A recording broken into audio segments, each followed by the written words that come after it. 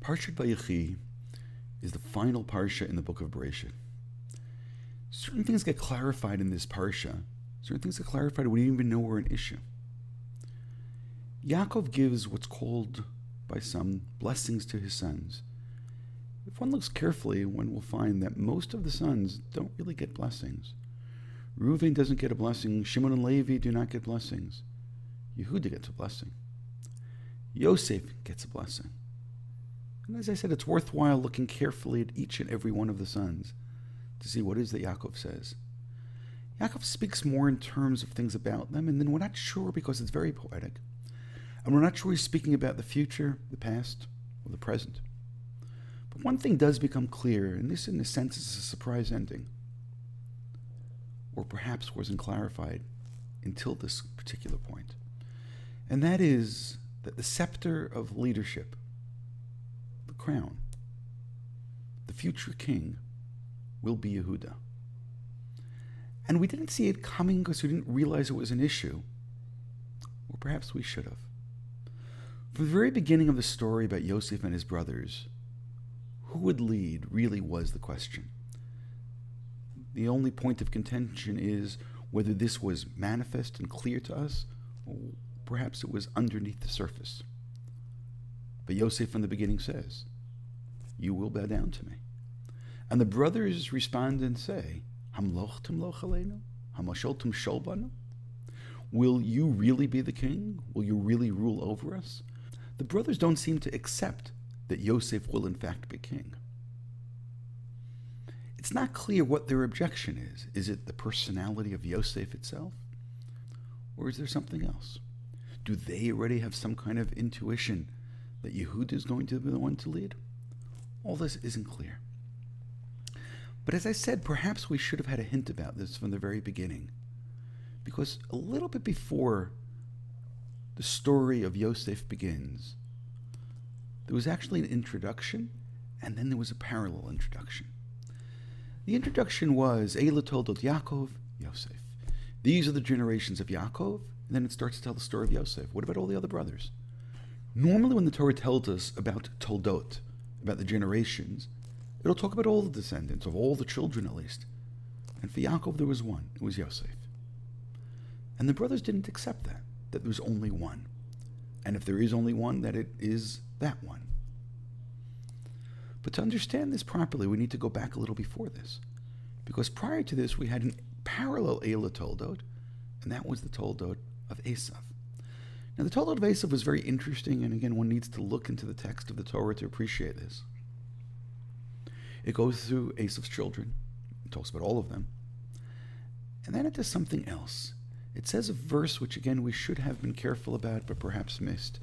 And the verse reads, Ve'ela hamalachim, and these are the kings, Esher malchu be'eretz Edom, who ruled in the land of Edom. And that's fine, the kings of Edom. But then it tells us about the parallel that we should not have missed. Lifnei malach melech livnei Israel. Prior to there being a king who ruled among the Jewish people. That was the hint. Not just the hint. That tells us what's taking place in the rest of the book. The rest of Sefer Bereishit is who is going to lead. Esav already established which family is going to lead. And now we need to figure out in the rest of this book who is going to lead among the Jewish people. And we have two candidates. And those are the two who really received blessings from Yaakov. Yosef and Yehuda. Yosef is a tzaddik. Yosef is righteous. Yosef is decent. And Yosef is good. And Yosef deals with macros. And Yehuda sometimes is very, very difficult in his life. This past Shabbat was the yahrzeit of the Mei Shiloach. And the Mei Shiloach was a Hasidic leader. And the way that he phrased it, he says Yosef was a Litvak, but Yehuda was a Chassid. Disheveled at times, his descendant David dancing at times, but two completely different personalities. Perhaps there's merit to that. But there's something else. Yehuda at times is quite cruel. Yehuda was the one who said, sell Yosef. Yehuda was the one who stepped up and said, this brother leaves. So who's going to be the king? The brother who who forgives his brothers and says, I'll take care of you, I'll feed you, I'll give you homes, I'll give you jobs, which is Yosef, or the brother who's willing to be cruel and chase the brother away? Now, there's something which is very counterintuitive here. If I were to ask, so who's the better brother? I think it's obvious that Yosef is the better brother. But the question over here, and this is the question that needs to be clarified before we finish the book, but who's going to be the king? A king sometimes has to be cruel. A king sometimes has to lead with has to make decisions which are decisive.